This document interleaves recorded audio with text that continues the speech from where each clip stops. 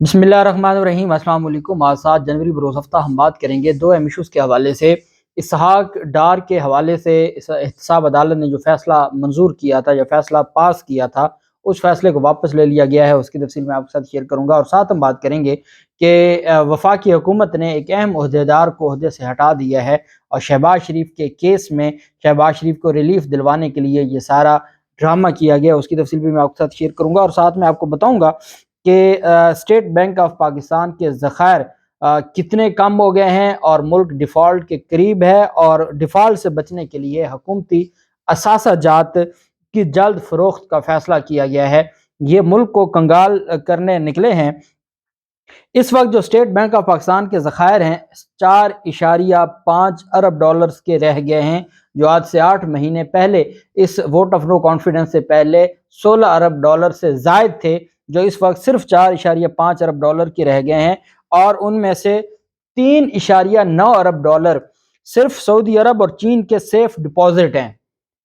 Total Pakistan में जो पाकिस्तान के ज़खायर हैं वो 4 स्टेट बैंक ऑफ पाकिस्तान में पाकिस्तान के जो ज़खायर हैं वो 4.5 अरब डॉलर्स बच गए हैं। उस 4.5 में 3.9 अरब डॉलर सेफ डिपॉजिट हैं चीन के और सऊदी अरब के। तो फिर पाकिस्तान के पल्ले क्या बचा? कुछ भी नहीं है। और इन्होंने तकरीबन 1 अरब डॉलर दिया है जो दुबई और यूएई के बैंकों को कर्जे वापस किए हैं और इनकी जानिब से कर्जे वापस। अब इनको ये उम्मीद है कि ये 3 अरब डॉलर जो नए आर्मी चीफ हैं वो जो गए हैं मुल्क की मुआशी सूरत हाल को मद्देनजर रखते हुए बारगेनिंग करने के लिए। और आप जानते हैं, मैं तो एक बात हमेशा से ये कहता आया हूँ, भले इमरान खान थे और हमें हालात को बेहतर करने के लिए कर्जे भी लेने पड़ते हैं, लेकिन जो आपको कर्जे देते हैं उसके बदले आप उनको क्या देते हैं, ये भी ज़रूर कौम को बताना चाहिए। और ये कब तक ये सिलसिला चलता रहेगा कि हम इस तरीके से जब भी हमारा कोई नया ओहदेदार आएगा वो जाके कर्जे, चूँकि पुरानों को फिर देते नहीं हैं और नया जाता है, उसका नया फेस होता है, फिर वो कुछ ले आता है और फिर 3 साल के बाद फिर एक नया आता है, वो जाने लेने चला जाता है। तो ये मेरे ख़्याल में हमारे मुल्क के लिए, और फिर उसके बदले आगे से जो ममालिक हैं और वो भी अरब ममालिक जो जिनको कहा जाता है वो ताजर किस्म के लोग हैं, वो फिर क्या हमसे डिमांड करते हैं। और माजी में तो हम रहील शरीफ जैसे लोगों को दे चुके हैं, तो अब वो क्या डिमांड करते हैं, ये भी एक बहुत बड़ा सवालिया निशान है। अब मुल्क के ये हालात हैं, मुआशी हालात, और अब उनकी जानिब से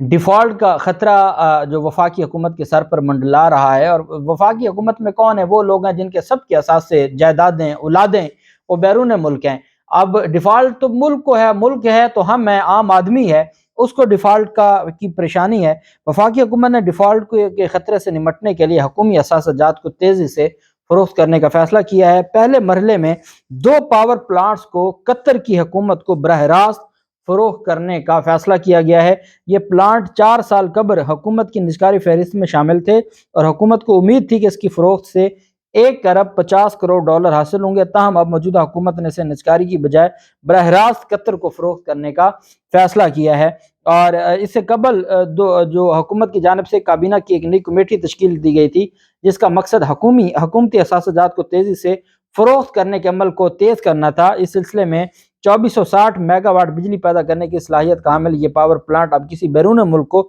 बराह रास्त फ़रोख्त किया जाएगा। और जुमेरात के रोज़ इसी निजकारी कमीशन का इजलास बुलाया गया था, जिसमें दोनों प्लांट्स को निजकारी की फहरिस्त से निकालने का कहा गया, जबकि निजकारी की वजीर आबिद हुसैन भैयो, जो कि निजकारी कमीशन बोर्ड के चेयरमैन भी हैं, उन्होंने इस इजलास की सदारत वीडियो लिंक के जरिए की थी। और अब ये तेज़ी के साथ जो असासे हैं, अब निजकारी नहीं होगी, बराह रास्त मुख्तलिफ ममालिक को ये बेचेंगे। अब कतर को बेचेंगे, कतर के साथ इनके क्या तल्लुकात हैं, ये दोनों तरफ से कमीशन खाएंगे। मुल्क असासे हैं रियासत के, बेचने वाले हैं ये लोग जो हमेशा से जिन्होंने मुल्क को लूटा, मुल्क को नुकसान पहुंचाया है। तो जब ये जिस मुल्क के साथ बारगेनिंग करेंगे ये अपनी कमीशन रखेंगे, इधर से भी खाएंगे उधर से भी खाएंगे। और इनको क्या लगा मुल्क का या रियासत का, जो इतने खैर खा नहीं है कि जो एक एक पाई के लिए पूरी दुनिया की भीख मांग रहे हैं, जो खुद अरबों डॉलर के मालिक हैं, और अगर वो सिर्फ अपने असासे ही वापस ले आए, सिर्फ पाकिस्तान में इन्वेस्ट कर दें,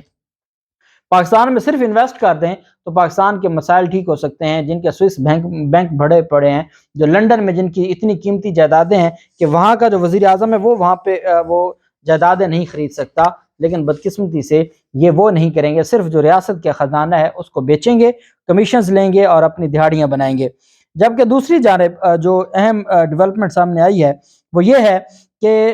وزیر اعظم شہباز شریف کے سمیت دیگر کے خلاف آشیانہ اقبال جو آشیانہ ہاؤسنگ ریفرنس ہے اس کی سماعت ہوئی ہے۔ شہباز شریف کے خلاف 3 نیب ریفرنسز تھے، ایک رمضان شوگر مل تھا، ایک آشیانہ ہاؤسنگ ریفرنس تھا، اور اس کے علاوہ ایک ریفرنس ہے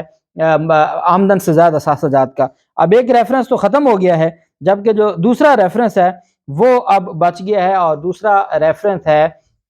آمدن سے زائد اثاثہ جات کا۔ رمضان شوگر مل کیس کا تو ختم ہو چکا ہے، تو آج اس میں سماعت ہوئی، اور شہباز گل کے جو باقی 7 ملزمان تھے انہوں نے عبوری ضمانتیں کروائی ہوئی تھیں۔ شہباز شریف کے شریک ملزم ندیم زیاد پیرزادہ اور کامران ضمانت پر سماعت ہوئی، اور احتساب عدالت لاہور نے دونوں ملزمان کی عبوری ضمانت۔ اب یہ آشیانہ ہاؤسنگ ریفرنس ٹرائل چل رہا ہے، 2 نئے ملزمان جو اشتہاری تھے انہوں نے آ کے عبوری ضمانتیں کروائی ہیں، ان کی عبوری ضمانتوں میں 21 جنوری تک توسیع کی ہے۔ احتساب عدالت کے جج ساجد علی اوان صاحب، یہ وہ جج صاحب ہیں جنہوں نے پہلے رمضان شوگر مل جو ریفرنس تھا وہ واپس بھیج دیا تھا۔ اب ساجد علی اوان صاحب نے ہی شہباز شریف کو بھی مستقل حاضری معافی دی ہوئی ہے، اور اس کیس میں شہباز شریف مستقل حاضری پر ہیں، اور ان کی طرف سے انوار حسین ایڈوکیٹ عدالت میں پیش ہوتے ہیں، بطور ریپریزنٹیٹو وہ عدالت میں پیش ہوتے ہیں شہباز شریف کے بہاف پر، اور ساجد علی اوان صاحب کے سامنے پیش ہو کر وہ حاضری لگواتے ہیں شہباز شریف کے بہاف پر۔ اب اس میں NAB prosecutor, senior NAB prosecutor Malik Asad کا جب نام آتا ہے تو یہ وہ پروسیکیوٹر ہے، آپ جانتے ہیں کہ جب عمران خان نے انکشافات کیے ہیں اور اس کے بعد اب چیزیں کھل کر سامنے آ گئی ہیں کہ نیب کو ایک حد تک کام کرنے کی اجازت تھی، نیب کو ایک حد تک ایویڈنس جمع کروانے کی اجازت تھی، ایویڈنس موجود تھی، سارا میٹیریل موجود تھا، شہادتیں موجود تھیں، وہ دکھا کے اگلے لوگوں کو بلیک میل تو کر لیا جاتا تھا کہ آپ کے خلاف اتنے تگڑے ثبوت ہیں، لیکن عدالتوں میں نہیں پیش ہونے دیے جاتے تھے، اور وہ ہمیشہ بیک پر رکھے جاتے تھے اور ریفرنس کا حصہ نہیں بنایا جاتا تھا، جس کی وجہ سے پھر بعد میں ان کو ریلیف جب دلوانا ہوتا تھا تو آسانی پیدا ہوتی تھی عدالتوں میں، پھر لیکیوناز آ جاتے تھے، پھر عدالتوں کو ریمارکس دینے کا موقع ملتا تھا، بھڑکے مارنے کا موقع ملتا تھا ماضی میں کہ جی آپ نے یہ نہیں کیا، نیب وہ نہیں کرتا۔ اب نیب کے پاس ہوتا سارا کچھ تھا، لیکن جو کروا رہے تھے وہ کہتے تھے کہ اس حد تک تو آپ نے کرنا ہے، بس اس سے آگے نہیں جانا، کیونکہ ان کو کوئی گرم لو نہ لگ جائے، کوئی ہوا نہ لگ جائے گرم، چونکہ یہ ایک ہی طرح کے لوگ تھے۔ تو ملک اسد صاحب اس پورے ماحول میں رہتے ہوئے بڑا ٹف ٹائم دیتے تھے، لاہور ہائی کورٹ ہو یا احتساب عدالتیں ہوں، کیونکہ شریف خاندان کے خلاف تو سارے کیسز، ایک پاناما کو چھوڑ کے باقی تو تمام شریف خاندان کے خلاف کیسز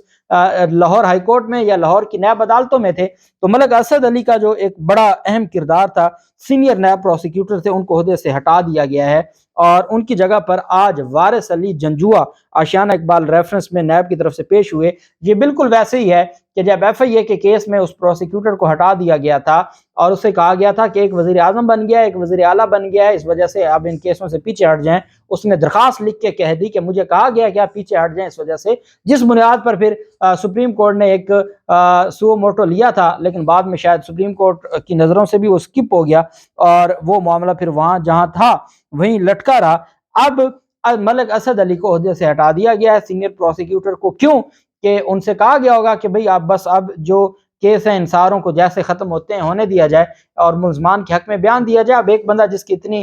کمٹمنٹ ہو اور اس نے بہتر انداز میں کام کیا ہو، اور وہی جب ان کو کہا جائے کہ آپ بیک کر جائیں تو پھر چیزیں بڑی مشکل ہو جاتی ہیں، اس وجہ سے وہ ان کی بات نہیں مان رہے ہوں گے، تبھی ان کو عہدے سے ہٹا کے ان کی جگہ پر ایک نئے سینئر پروسیکیوٹر کو لایا گیا جو شریف خاندان کے کیسز کو دیکھے گا۔ اور پھر بھی ہماری جو عدالتیں ہیں وہ کہتی ہیں کہ نظام بہتر انداز میں چل رہا ہے اور نظام بالکل ٹھیک ہے۔ اب ہم جب بات کرتے ہیں جج اعظم خان صاحب کی یا جج محمد بشیر صاحب کی، جن کے ہم 3 سال جو ان کی تعریفوں کے پل باندھتے رہے کہ جج محمد بشیر نے یہ کر دیا اور جج محمد اعظم خان صاحب نے یہ کر دیا، تو اس کے بعد ہم نے دیکھا کہ وہی اعظم خان صاحب جب جاتے ہیں تو اعظم سواتی کی درخواست ضمانت مسترد کرتے ہیں، ان کو اسپیشل وہاں ہائر کیا جاتا ہے، اور ہم نے دیکھا کہ جو کل تک آصف زرداری اور شریف خاندان کو تگڑے طریقے سے کیسوں کو دیکھتے تھے، اب انہی عدالتوں سے ریلیف مل رہا ہے۔ تو چیزیں تو پھر سمجھ جو عمران خان کہہ رہا ہے یا جو کچھ ماضی میں ہوتا رہا وہ ساری چیزیں تو اپنے تئیں ثابت ہو رہی ہیں۔ اسلام آباد کے جج محمد بشیر نے ایک فیصلہ دیا ہے، اسلام آباد کی احتساب عدالت نے اسحاق ڈار کے اثاثہ جات کی ضبطگی کا حکم واپس لے لیا ہے۔ اسحاق ڈار کے خلاف آمدن سے زائد اثاثہ جات کیس تھا، جس میں وہ تقریباً 5 سال اشتہاری رہے، اور اس میں 164 کی سٹیٹمنٹ تھی جس میں وہ خود تسلیم کرتے ہیں کہ ان کے جو اثاثے ہیں انہوں نے آمدن سے زائد ہیں، اور اس کیس میں ان کو واپس سرکاری طیارے پر، ایئر فورس کے طیارے پر جو حکومتی طیارہ تھا اس پر واپس لایا گیا پروٹوکول کے ساتھ۔ یہاں عدالتوں نے ضمانتیں دیں، جو کل تک سپریم کورٹ ان کا کیس سننے کو تیار نہیں تھی، احتساب عدالتوں نے ان کو ضمانتیں دیں، ان کے وارنٹ ختم کیے، اور ہر پیشی پر، پہلی پیشی پر ان کو یہ ریلیف ملا کہ ان کے وارنٹ معطل کر دیے، حالانکہ وہ ابھی پاکستان پہنچے نہیں تھے، پھر وہ پاکستان پہنچے، وارنٹ کالعدم ہو گئے۔ اگلی پیشی پر انہوں نے درخواست دی، ان کی مستقل حاضری معافی ہو گئی، اس سے اگلی پیشی پر انہوں نے بریت کی درخواست دی، وہ منظور ہو گئی۔ تیز ترین انصاف ہماری عدالتوں کی بات بس ہے، اور ان کو انصاف ملا، وہ رہا ہو گئے، بری ہو گئے۔ جو اہم کیس تھا وہ اپنے کیس سے بری ہو گئے۔ اس کے بعد ان کے جو اثاثے تھے، جو 1.5 سال تک مظلوموں اور بے سہارا کے لیے آشیانہ بنا ہوا تھا، جو گلبرگ میں ان کا گھر تھا، جو ویلفیئر اور یتیموں کے لیے ایک ادارہ بنا دیا تھا پنجاب حکومت نے، وہ بھی ان کو واپس مل گیا، اور ان کے جو بینک اکاؤنٹس تھے، جو باقی اثاثہ جات تھے، 2017 کا جو فیصلہ تھا، جو وزیر بربادی خزانہ اسحاق ڈار کے اثاثوں کی ضبطگی کو ختم کر دیا، اور بینک اکاؤنٹس کو بھی بحال کر دیا گیا ہے، اور 2017 کا فیصلہ تھا اس کو واپس لے لیا ہے۔ 11 دسمبر 2017 کو اثاثہ جات ریفرنس میں اسحاق ڈار کے اثاثوں کی ضبطگی کا حکم دیا تھا۔ اسحاق ڈار کے اشتہاری ہونے پر بینک اکاؤنٹس اور لاہور کا گھر بھاگ کے سرکار ضبط کرنے کے احکامات جاری کیے گئے تھے۔ عدالت نے کہا کہ نیب پروسیکیوٹر نے بھی کہا ہے کہ عدالت قانون کے مطابق مناسب آرڈر جاری کر دے، نیب کو کوئی اعتراض نہیں ہے، اسحاق ڈار کے اثاثوں کی ضبطگی کا آرڈر واپس لیا جاتا ہے۔ یہ جج محمد بشیر نے فیصلہ دیا ہے، یہ ہمارا نظام ہے، یہ انصاف ہے، یہ قانون ہے، اور یہ ہے جس کی لاٹھی اس کی بھینس۔ اللہ پاک پاکستان کا ہمیں ناصر ہو۔ بہت شکریہ، اللہ حافظ، پاکستان زندہ باد۔